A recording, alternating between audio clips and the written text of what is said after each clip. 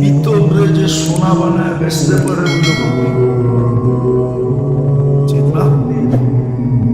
এখন ছাইকে যে সোনা বানায় বেচতে পারে ওইলো বুদ্ধিমান। এটা তো আমাদের সমাজের রীতি নীতি, আমাদের সমাজ না, সারা দুনিয়ায় এটা। সারা দুনিয়ার চোখে বুদ্ধিমান ওই ব্যক্তি যে রাত আঙ্গুল ফুইলা কলা গাছ হতে পারে। সবাই তাকে বুদ্ধিমান মনে করে, ঠিক না? না মনে করে না? সবাই বলে ছেলেটা বড় ট্যালেন্ট, বড় চালাক, বড় চতুর, বড় জ্ঞানী। আমাদের চোখে না, আল্লাহ রসুলের দৃষ্টিভঙ্গিতে বুদ্ধিমানকে, যেটার প্রতি কোনো গ্যারান্টি নাই,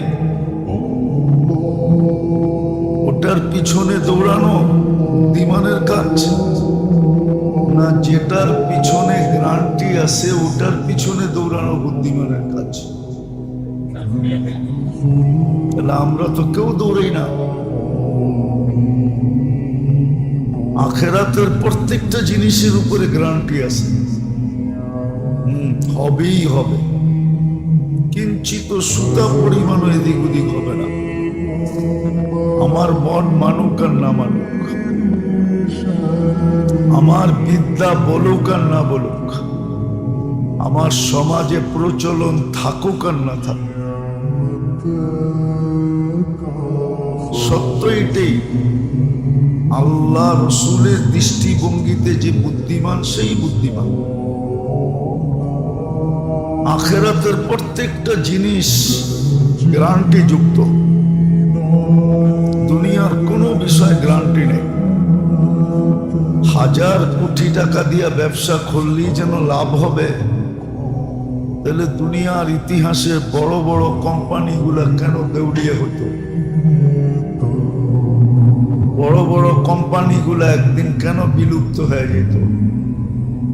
আবার বিলকুল রোডের মানুষটা, যাকে মানুষ রাস্তায় দেখছে, ওই লোকটা কেন লক্ষ কোটি টাকার মালিক হতো? এরকম প্রমাণ আমাদের দেশে বহুত আছে। আঙ্গুল দিয়ে দেখাইতে গেলে মানহানির কেস খেতে হবে। আঙ্গুল দিয়ে যদি দেখাইতে যাই তাহলে আমার বিরুদ্ধে মানহানির কেস হয়ে যাবে, কিন্তু আঙ্গুল দিয়ে দেখানো যায়, আঙ্গুল দিয়ে দেখানো যায়। শত পাওয়া যাবে, হাজারও পাওয়া যাবে। কর্মচারী মালিক হয়ে বসে গেছে, যে মালিক ছিল ফকির হয়ে রাস্তায় ঘুরতেছে। হাজারো আছে, লক্ষ আছে। বুঝে গেল দুনিয়াটার উপরে কোনো গ্যারান্টি নেই।